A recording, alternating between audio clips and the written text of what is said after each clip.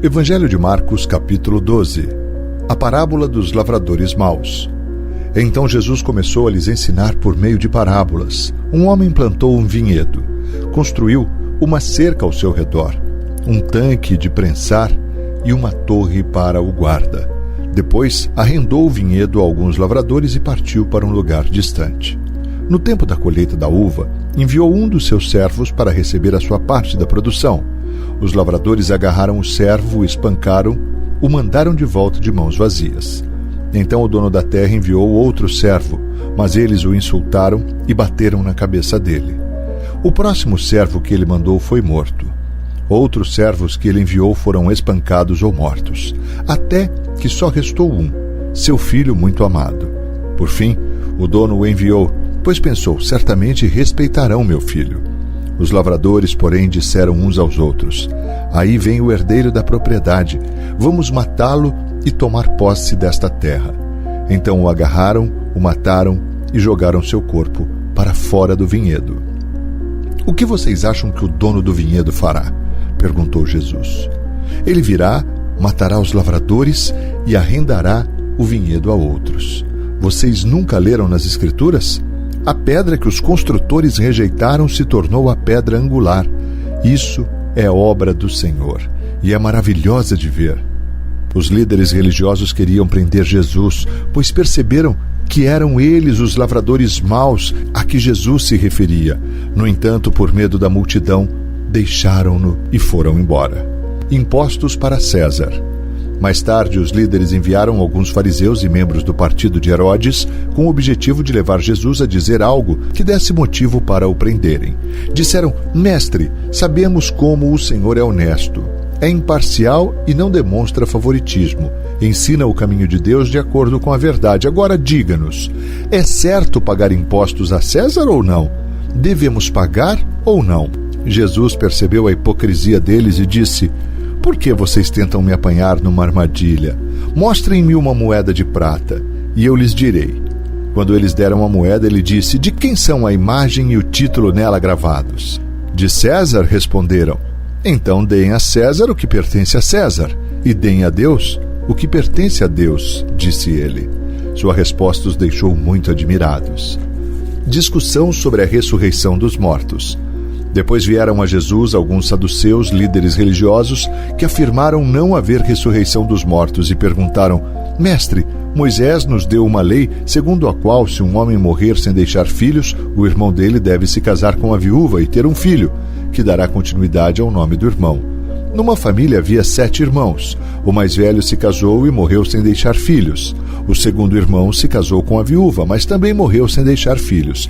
Então o terceiro irmão se casou com ela. O mesmo aconteceu até o 7º irmão, e nenhum deixou filhos. Por fim, a mulher também morreu.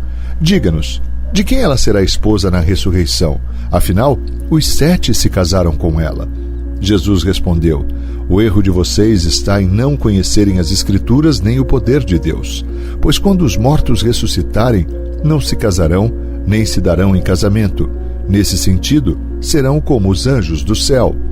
Agora, quanto a haver ressurreição dos mortos, vocês não leram a esse respeito nos escritos de Moisés, no relato sobre o arbusto em chamas?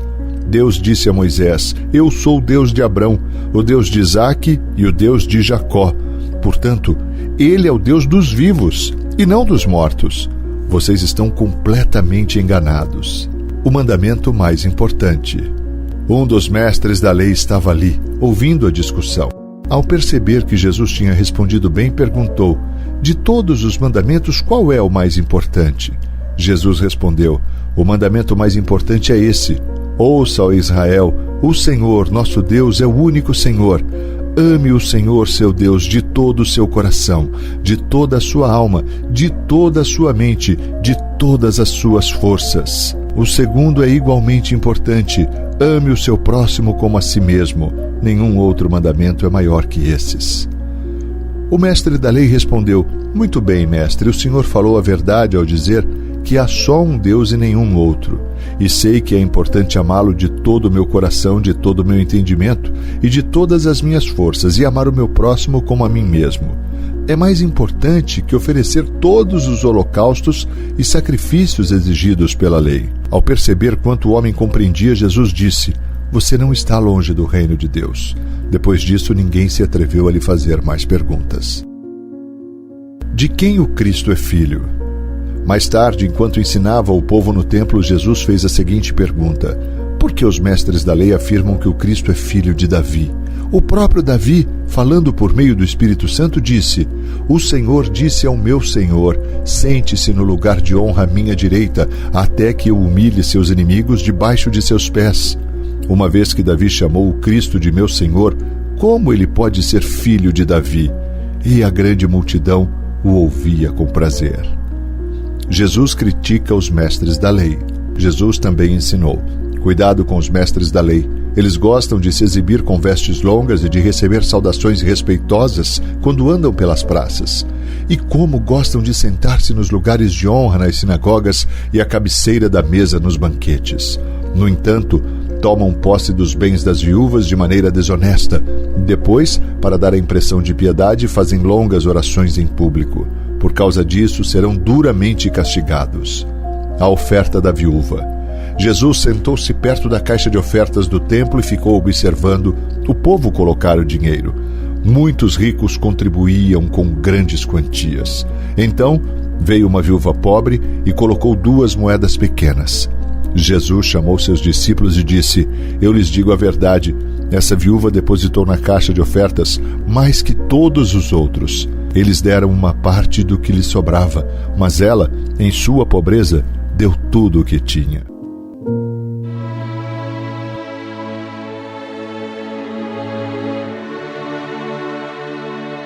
Ó Deus poderoso, santo e bendito, louvado seja o teu nome, Senhor glorioso. Santo, santo, santo és o Senhor, Deus fiel, Deus amoroso, Deus bendito, Deus de Abraão, Isaque e Jacó, o nosso Deus. Nós te amamos, ó Senhor. Queremos te louvar na beleza da tua santidade, na grandeza, na majestade da tua formosura. Ó Senhor Deus, obrigado pela tua palavra que traz instrução, direção ao nosso coração. Obrigado por tão grande amor, Pai, vertido na cruz do Calvário por Jesus Cristo, nosso Senhor. Obrigado, Pai, porque a partir deste momento nós fomos reconciliados contigo. Nós podemos estar na tua presença, podemos orar e ter a certeza de que o Senhor ouve a nossa oração. Obrigado, Senhor, por tão grande amor. Obrigado porque não fomos nós que escolhemos o Senhor, mas o Senhor é que nos escolheu, e te damos glórias por isso, Senhor. Pai, tem misericórdia de nós, aumenta, Senhor, a nossa fé, dá-nos o entendimento, a sabedoria que vem do alto, Pai. Nós queremos ser sábios no teu conhecimento e não no nosso. Pai, abençoa cada irmão, cada irmã que ora comigo neste tempo, cada familiar, Pai, cada filho, cada esposa, cada marido, cada pai, cada mãe. Eu oro para que seja assim, no nome poderoso de Jesus Cristo, nome que é sobre todo nome. Amém e amém. Graças a Deus.